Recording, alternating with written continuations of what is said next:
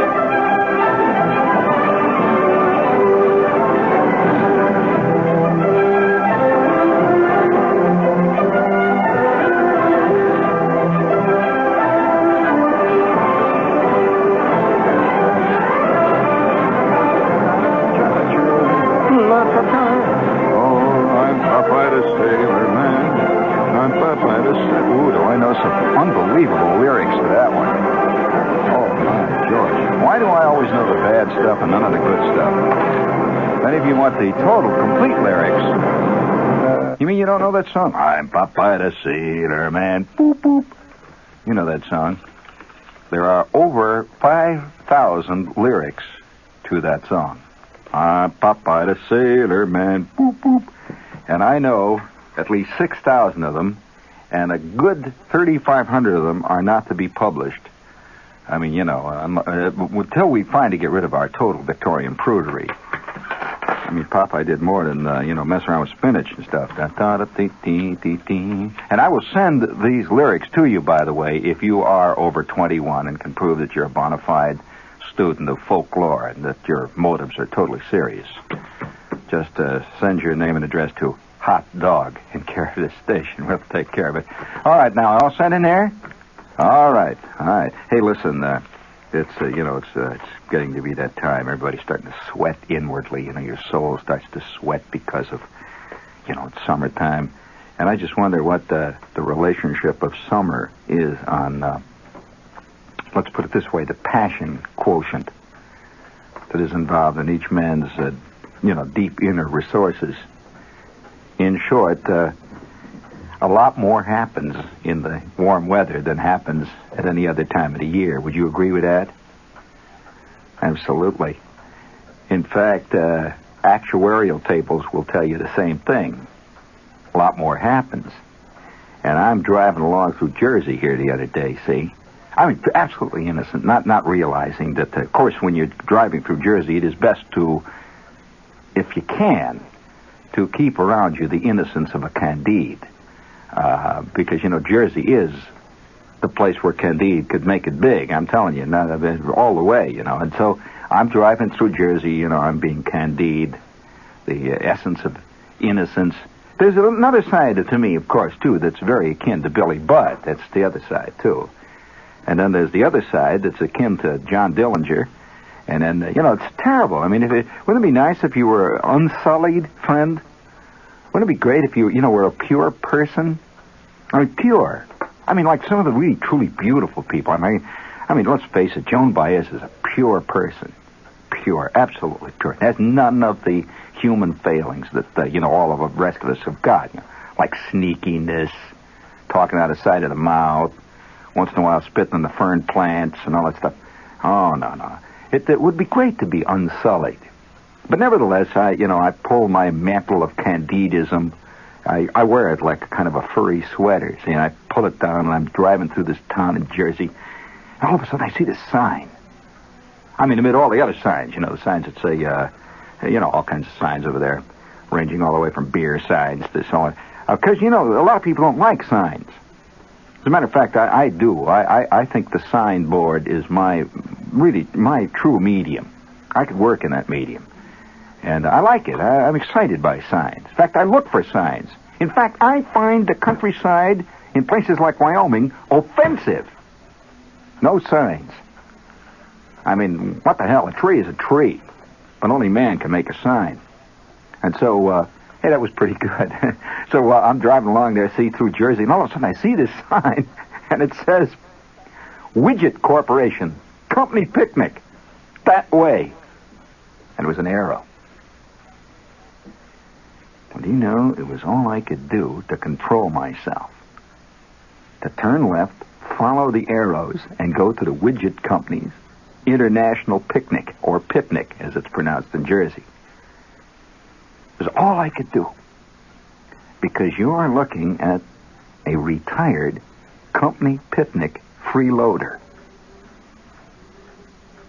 Now, I'm serious. Now, I'm just going to tell you, this is a story I know that you've never heard because I've never told it, because I'm very ashamed of it. There's a lot of stuff you ain't heard, friends, and I'm very ashamed of this thing. And right now, at this minute, there are probably 5,000 people right here in the city of New York, in Manhattan particularly, who freeload at company cocktail parties.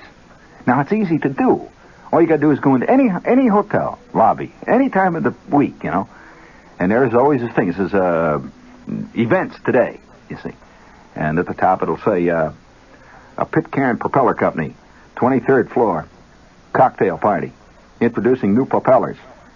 And you get up on the elevator. You have your choice. See, there's maybe 15 to 20 of these, like the Pipkin Washer Company. It's on the 15th floor in the Starlight Room. And they're introducing new exciting concepts in washers. And so what you do is you pick whatever you want, and you get in the elevator. Of course, remember, you got your suit on. Got your suit. So you're looking very official. You walk up out of the elevator, and you walk back, and you see a whole bunch of people all standing around drinking martinis. And they're waving back and forth, a lot of talk, gabbling along, and you'll see a couple of guys with long, big, slack jaws, and you see a big thing up on the board. It's usually a great big picture of the new washer. It says, Washer, 1970, and you. And, of course, the Pipkin Washer Company has come through with the newest concept of washers, the biggest thing since Galileo ground his first lens. And you walk back there, see, and there's always a girl sitting by the desk, see, and she says, yes, let's see, do we have you registered? And all you have to say is, I'm with Mr. Bullard. And you say it very fast, I'm with Bullard. She says, oh, okay, of course. And she'll give you a button. You pin it on you, and you go in. And the next thing you know, you're skunked out of your ears. You're drinking the martinis as fast as you can grab them. You knock down about 5,000 hors d'oeuvres, and you pick up a chick, and you leave, and that's your night, the whole thing. Usually you can also get yourself into a crowd that's going somewhere that night, later, you see, on an expense account. And they say, who are you with? You say, I'm with Bullard. We're out of Canton, Ohio. And with that, you're with him. And the next thing you know, you're down in the village eating bagels and the whole bit, and it doesn't cost you a thing. And you might have made an interesting friend who might be willing to go home with you. And that's all part of the whole scene. Now, I, as a kid, didn't know that I was already getting involved in that, innocently. Well, I'll tell you what happened. When I think about it, everybody's got his price, Everybody's got a whole drift. Like a snowdrift of evil, past sins and crimes that rest next to the obelisk of his inner self. I like that image. Can you see your inner self, an obelisk there? By the way, you you ever hear of Frank Howard of the Washington Senators? You heard? He's 6'7" tall, fantastic slugger. You notice what they're calling him these days? The Washington Monument.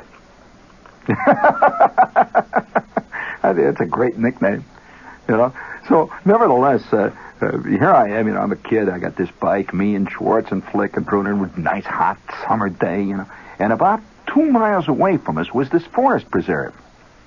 Now, what is it, a forest preserve, right? Well, it's like a big park, So here's a forest preserve down there, and we're riding our bikes all the time. It's a hot summer day.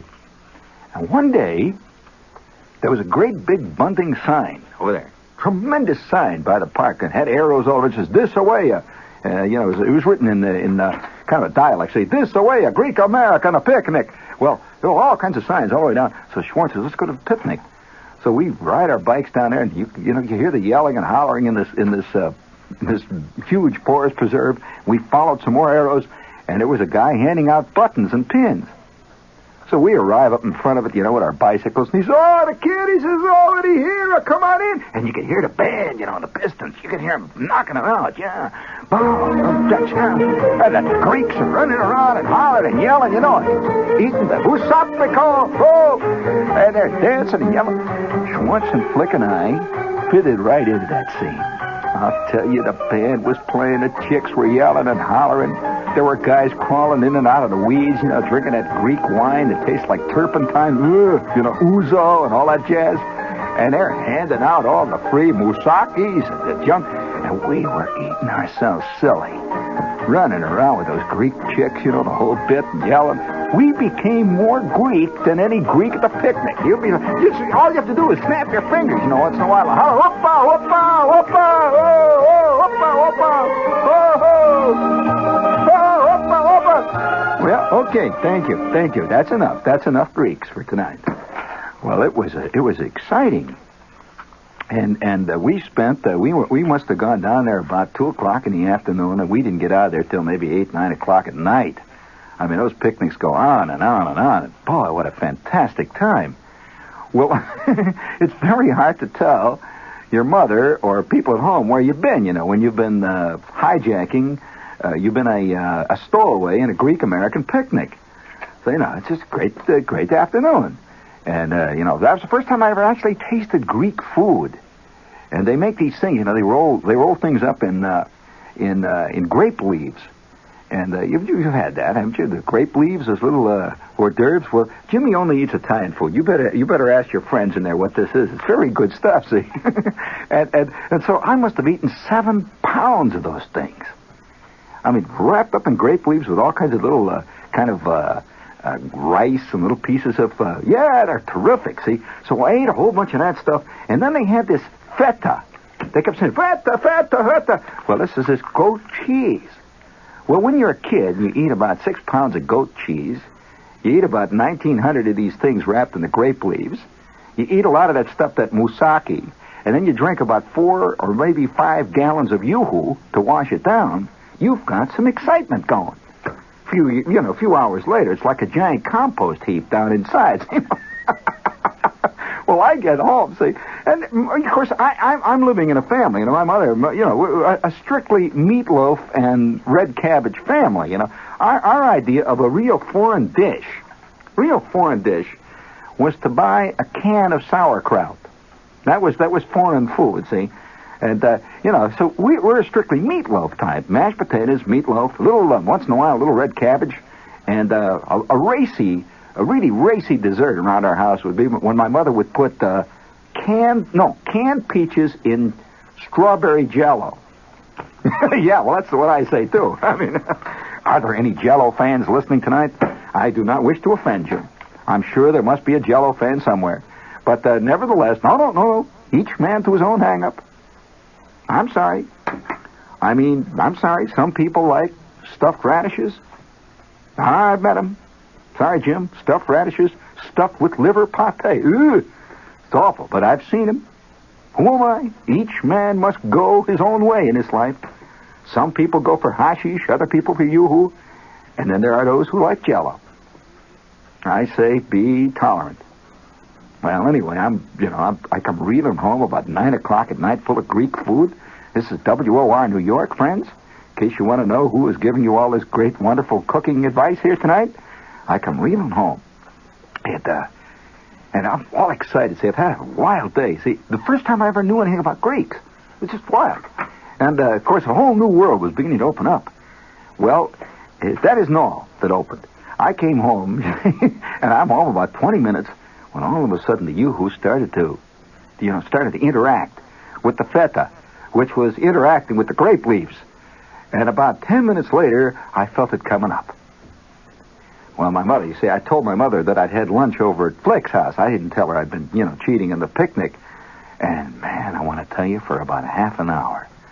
Oh, is there any worse feeling, friends, than total nausea? I don't think there's any worse feeling. I'm serious. Total. I'm talking about the crawling, sweating, cold flashes. You know, any minute now I'm going to die of nausea. That's one of the worst things. Do you know that certain brainwashing techniques utilize that technique? Did you know that? Oh yeah, they take a guy in. Oh yeah, absolutely. They first started using the Korean War. They take a guy, they want to bust him. See, so here he is, a POW or something, and they want to find out where the 427th Infantry Regiment is. See, and the guy says, well, he doesn't want to tell him. He doesn't want to tell them that they're back at the PX, sitting around there eating Milky Way bars. So they say, come on, tell us. And he says, no. Oh, you will tell. You Yankee, you tell. You imperialist, capitalist dog, you tell. Well, of course, he doesn't tell. Well, the next thing you know, they stick a Mickey in his potato soup. And he knocks down the potato soup, and for 3 days after that, he is so sick, man, he wants to die. And then you are vulnerable. Vulnerable. After the third day of that, they ain't nothing. You don't care what happens to the 427th Infantry Mess Kit Repair Battalion. You don't care. I mean, just take that stuff out of my potato soup. Take it away. And you know how they do it? They make you nauseous, see? Now, I'm telling you an actual fact. They make you very nauseous by, putting some chemical in your food. And then when you're really sick, oh, man, you're so sick, then they bring to you great big cuts of, great big chunk of mutton. Something that would make you sick anyway, see? But they bring you the great big chunk of mutton that's dripping gravy, see? They say, here, you want food, here. Red Cross say you get food. And they hand food, and off it goes again. Then they say, oh, you don't like food. Red Cross say you eat food. And then they cut a chunk off and they stick it in your trap. Oh, believe me. I'm just telling you how this stuff really works, this brainwashing. So I am just sick in the dawn. It took me a long time to reconcile Greek food again with life. Well, 1 week goes by.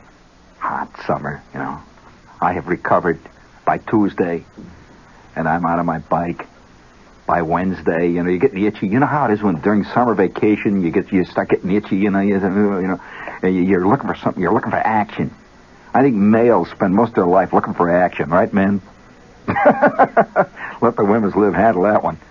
I mean, baby, if you can go to your left, okay. But nevertheless, they're always looking for action. And so, it's by Wednesday. We're starting to get real sweaty looking for action. Thursday, Flick shows up on his bike. He says, hey, did you see the signs down at the Forest Preserve? So what signs? He says, well, yeah, signs down at the Forest Preserve. So, oh, no kidding. So we ride like mad. On Friday morning, we ride like mad down the Forest Preserve to see what this week's attraction is. Great big sign. American Legion. Picnic. Saturday morning. It says American Legion post number 422, the Edward W. Gumpox post. Well, okay. So, crack of dawn, we are in line with all the cars that are going in, And by 10 after 10, man, you never saw anything. They got this Dixie band blowing. I mean, the Dixie band is playing away there. Their bands are yelling and hollering. And you have never seen anything unless you've seen an Indiana American Legion yearly picnic. It is a sickening sight. I want to tell you, guys running around. They get these bags of water. They're squirting them at each other. And they get these, these shock sticks. They're yelling around and fucking each other. They get these little hats that look like banana splits. These funny little hats with the badges all over. Running around. Millions of hot dogs. They had hot dogs. They had tubs of hot dogs. And gigantic steins of beer. They had 4,000 gallons of mustard. They were handing out hamburgers. They were handing out pop. They were handing out stuff as fast as they could open it up. And we are in line, me and Schwartz and Flick and Bruner. See, we make the first scene through. 3 hot dogs, 4 bottles of pop, 15 Eskimo pie bars. We start around. We get in the back end. We start through again. The band is playing and yelling and hollering. 4 trips later, I remember seeing Schwartz climb away off of his bike and under a table. I could hear him heaving for hours on end. we get up, we go back and ride again, because you don't want to waste all this good stuff, People yelling, hollering, zap. Well, that was some picnic. Went from 10 o'clock. Went from 10 o'clock. I must have gone all the way through till, maybe 7, 8 o'clock before we started to wind down. The band has marched away. They've tapped all the kegs. And now we are on to something good. We kind of accepted the first picnic as a fluke. Well, from that minute on, every week we would look forward to whatever company picnic, and they used to have these wild company picnics, like the Braselli Chemical Company would show up. The Sinclair Oil Company, because all these big steel mills. And when they have these picnics, of course, sometimes 25,000 people show. I became an aficionado of picnics. I could tell the cheapy companies. You could tell the companies that were in trouble. They were trying to bail themselves out. You could tell the companies that were having labor troubles, because what would happen, say, all the guys from the shipping department would show up, a bunch of tough-looking guys, a whole bunch of guys from the truck department, the guys down in the shipping department would show up, great, heavy jaws, great big. When you knew there was trouble, they would show up wearing their hard hats. They're going to fight at this picnic. And, I saw one company picnic one time. The fight, you never know where the fight started, because they always have these softball games. The skinny guys playing the fat guys, or the married guys play the single guys, see? And we had no interest in that. See, these guys down there playing softball. And the fight would always start down there. You'd hear this crowd. All of a sudden, everybody's pouring like mad down there. Hot dogs are flying. And you see about 65 guys rolling around on the ground, their shirts all torn off, and they've got their funny hats they've been given, yelling and hollering, hitting each other with the softball bats. Well, it would spread, of course, because there's a lot of chauvinism. I mean, really, maybe you're not aware of the chauvinism that exists in the interdepartmental level between companies. Now, for example, I worked in the steel mill, and I can tell you this. The tin mill hated the coal strip's guts. Absolutely. Because they always figured the coal strip had the best deal. And, they were like white-collar workers, see? and the coal strip hated the 14-inch merchant mill. Because they felt that if the 14-inch merchant mill would only come up with enough steel next week, these guys would make their bonuses. But no, so all these departments hate each other, and they're only unified by one mutual hate. That's for the company. Okay, but what happens when they show up at a picnic and the coal strip is playing a tin mill? And somebody gets a bad decision at second base. When everybody's got $50 riding on the game, and that's the trouble. They all start betting. And boy, I'll tell you, it's no game after a while when you have 4 guys from the tin mill shipping department slugging it out with 3 guys from the coal strip flying shears department. You have got hard men battling, and it's not the kind of picnic, incidentally. Wouldn't it be great if they showed a picnic like that in one of the beer ads? Company picnic breaks up in a giant fight. They hit each other with a head, with the Miller High Life beer, You won't see that, unfortunately. But nevertheless, we became really great, very, very, we became very discriminating. We would show up at a company picnic, let's say the International Paper Hat and Drawer Company. We would show up there, and within 5 minutes you could tell whether there's going to be a dog. So Schwartz would say, oh, come on, let's split that a dog. That a bad picnic. And, we eat a couple of hot dogs and leave. That'd be the end of that one. Putting them down every inch of the way. And even to this day, I look in the paper, and I'll see ads for companies that I once attended their company picnic. And I'll have either a warm feeling or, forget it feeling, or an angry feeling or some bad thing that happened. But every picnic had its own character. Every one. And then came the ultimate strange. I hope you don't misunderstand what I'm about to tell you, because this is a true story, and it's one of the strangest things that ever happened to me in my life, and it came about in this picnic scene. And I'll tell you what happened. I don't know whether I should or not. No, because it's a very strange, peculiar, totally relevant, incidentally, memoir. And I mean relevant to everything. I mean everything that's going on today. Now, we had gone to every picnic, roughly every picnic. Sometimes we'd skip one, but, it was a bad, like piano movers picnic. You go down, they do anything, but, all they do was wrestle or something like that. And so we wouldn't go to some of them. But I attended with Schwartz and Flick and Bruner. I must have attended 15 picnics when this happened, because it happened way at the end of the summer. It was getting hot, really, because out in the Midwest, in fact, any place out in the Great Plains, you are very, very aware and conscious and attuned to the environment. Now here in this area, in the eastern seaboard, you got this great ocean out here. And the ocean is a tempering thing, which means that the winter doesn't get very cold here in New York, even though guys yell a lot about it. It doesn't, forget it. Believe me, you don't even really need an overcoat in New York. And it doesn't get really very hot here, even though you think it does. I can only say to you that if you think it gets hot in New York, friend, you have never been where it gets hot. But out in the Great Plains, it gets both of them. Man, all the way.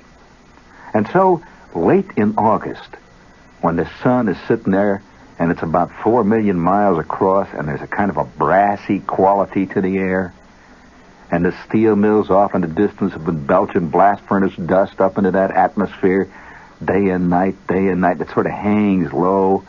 The air has a curious kind of an orange, red, gray, greenish cast. And the sun hangs at a peculiar angle in August. And at night, when the moon comes up, that's something to see, man, in August, late in August and early September, because the moon gets unbelievably enormous because of the curious invection currents, the feeling in the air itself. It's caused by light bending, is what it's caused by. And the light is bent because of the heavy atmosphere that's hung low because of this heat laying down on the ground. And this, sometimes, it's hard to believe it. I have actually seen the moon in hot, late August and early September days in Indiana literally stretch almost from one end of the horizon to the other. Now, it sounds like I'm exaggerating. I am not. It's a strange, shimmery, and it only lasts for a few seconds, that image. Maybe a minute or two. But when the moon gets in a certain place and all the light is bent right, the atmosphere itself acts as a fantastic, unimaginably huge telescope. And this moon is suddenly a great orange, curious kind of disk. It's very strangely misshapen. And it's not particularly beautiful. It's a little scary, actually. And it's dark orange with it's called a blood moon. Have you ever heard the term blood moon? It's called a blood moon. It's a red color. Sort of gray, smoky, drifting wisps that go drifting over it. It just hangs there. And it's hot. Oh, my God, is it hot. I mean, it is so hot that you just sit. No matter what you do, the water just pours off you.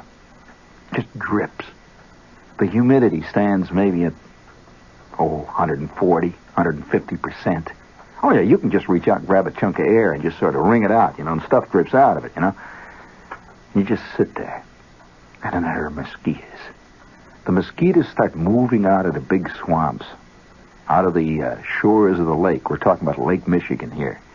They start moving out of the reeds, roughly the end of July, and they become epidemic around the middle of August. And you see these great black swarms. It looks like drifting puffs of dust and smoke. You can actually see them outlined against the moon, great drifting clouds of mosquitoes. And you can hear them. You can hear a long, low, distant hum all the time. It's mosquitoes. And bats. Yeah, the bats come out. And you can see these bats around 8, 9 o'clock flitting around the streetlights. You just see little black dots. Off he goes. He is eating right off the top of the hog because they love it when the mosquitoes are out. And by the way, that's one of man's very few total defenses against the mosquito, are the bats. So if you don't like bats, man, in many states they're protected because a bat will just fly through a swarm of mosquitoes, man, with his mouth wide open, sucking. And he'll just suck them in. And he'll eat millions of them in a day. So you see the bats, you see the drifting mosquitoes, you see the moon hanging low. It's hot. Once in a while a car goes by. And you can smell the heat from the car itself, the paint and the bad upholstery. It just lays there. Well, it was on a Saturday, just like that.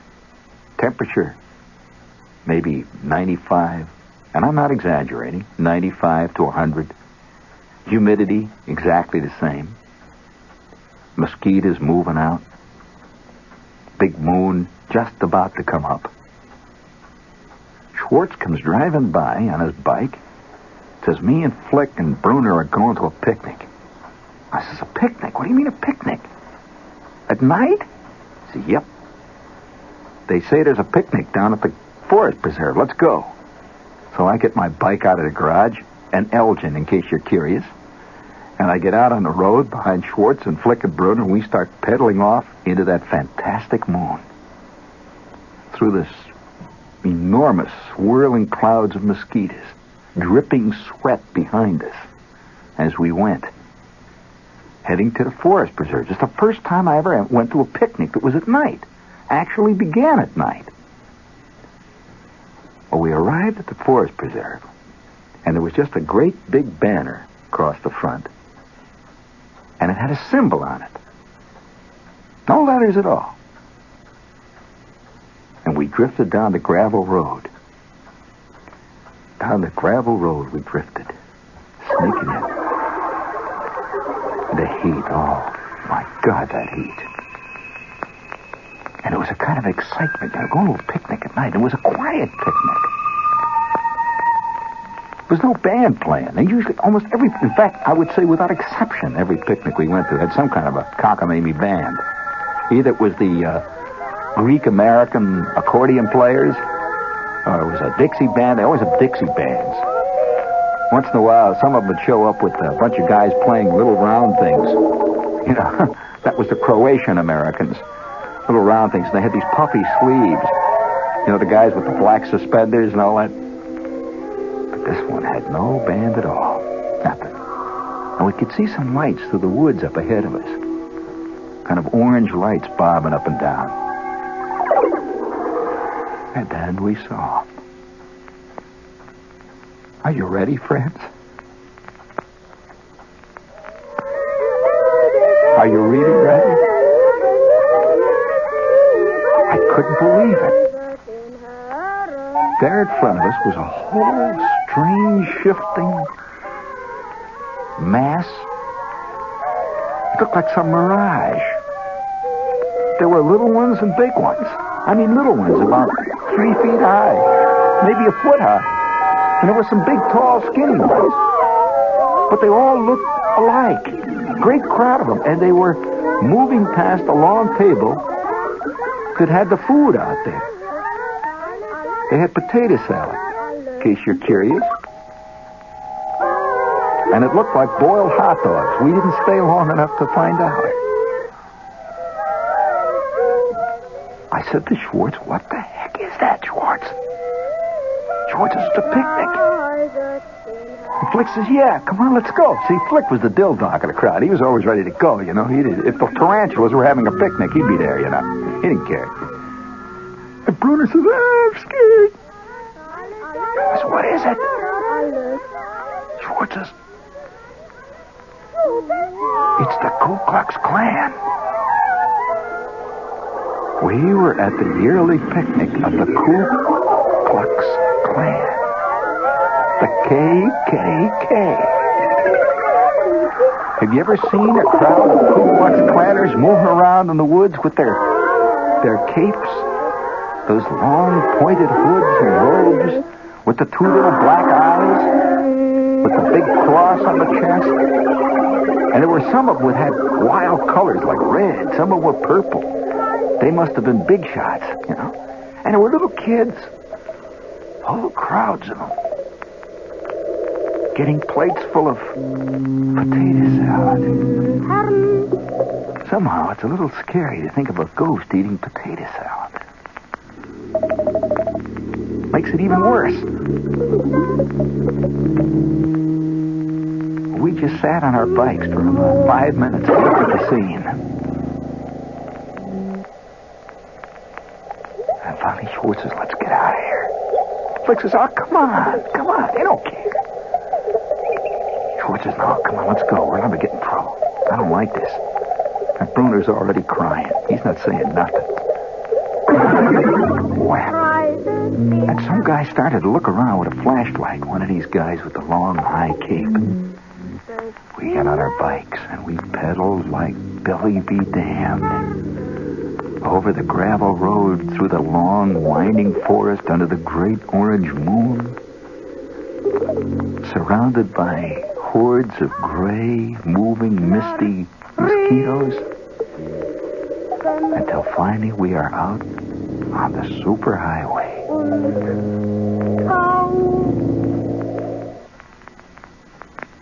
Out on the superhighway. Now, what can I tell you? What can I tell you? Not very much. Except to say that that is one picnic that I did not forget soon. I remember it vividly. I remember those white, curious, they look gray in the dark light of the moon. Those curious white, gray shrouds. It looked like almost like a fantastic conclave of evil spirits, which is, I guess, what they wanted to look like. Oh, and one thing. The light. How they lit the scene. They had a huge cross that was burning. Actually, a burning cross. Have you ever seen a burning cross? You haven't? You've heard of it. Listen, hearing of it ain't the same as seeing it. That's like hearing about King Kong. Ain't the same. And so we're riding back on our bikes in absolute silence. Somehow that whole picnic scene had changed. I had no idea what the Ku Klux Klan was. I just, I'd heard the name, that's all. Just like most of you. I just heard it. And I came home about 10 o'clock. Went up the steps. Into the kitchen. There's my mother. My old lady, see. She is leaning over the sink in her Chinese red chenille bathrobe. The rump sprung hanging there. With the petrified egg on the lapel. Her hair's up in curlers. And I felt very strange about this thing. This was really a scary experience. I walk into the kitchen. See, I've had nothing to eat, This is one night I didn't score, Walk into the kitchen, see, and I open up the refrigerator, and there's a half a meatloaf in there. And see, it was a holiday meatloaf. On any holiday occasion, see, it was my kid brother's birthday. On any holiday occasion, my mother put tomato paste on the top of the meatloaf with little tiny sliced olives. That was a gala meatloaf. And so there was a half a meatloaf in there, see. So I take the meatloaf out, start to make a sandwich. My mother's hanging over the sink. My kid brother's under the daybed whining. The old man's sitting in the front room in his underwear, drinking some beer, which is what he always did when he was sitting around in his underwear in the middle of August. You could hear him sucking that beer can for blocks. He's the only guy I knew who could down 2 cans of beer simultaneously. You ever seen that done? That's a real beer drinker. Big time. He used to bite the tops off of beer cans. That's big time beer. He believed in beer. I mean, he believed in beer the way the other guy... Well, the way a Seventh-day Adventist believes. He believed in beer. So I'm making a sandwich.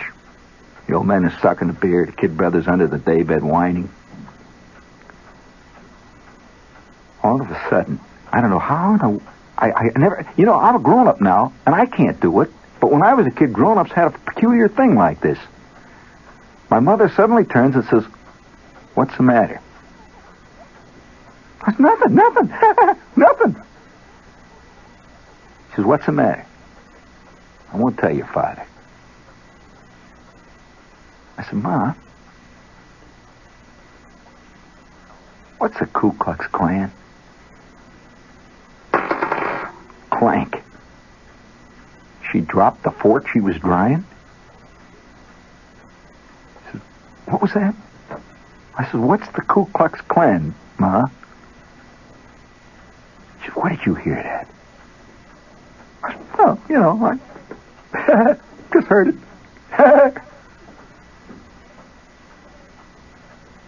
She said, you stay away from that. Don't you ever have anything to do with those people. I said, why? She just don't. And I have never had reason to doubt her. We've never mentioned it since. To this day, she doesn't know that I sat in on a Ku Klux Klan picnic.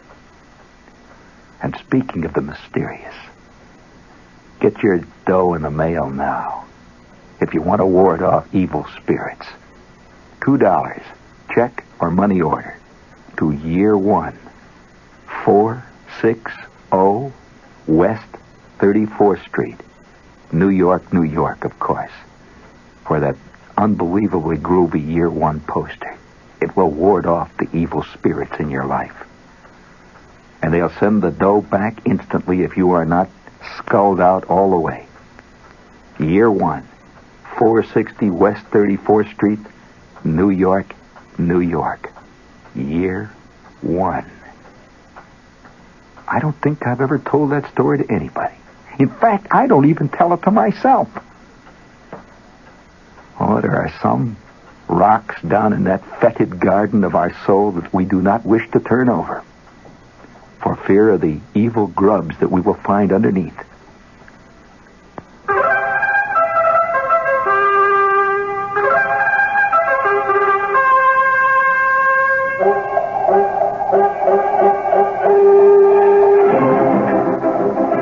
By the way, are you curious as to what, since I am a recognized aficionado, as far as yearly picnics of various organizations are concerned, the absolute top of all the yearly picnics, are you curious which one it was? There was one picnic that year after year, me and Schwartz and Flick and Bruner never missed. In fact, we got to be such regulars there that they thought we were one of them.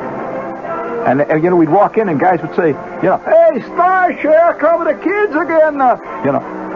It was the greatest picnic of them all. And I would like to salute them tonight, if there's any of them listening.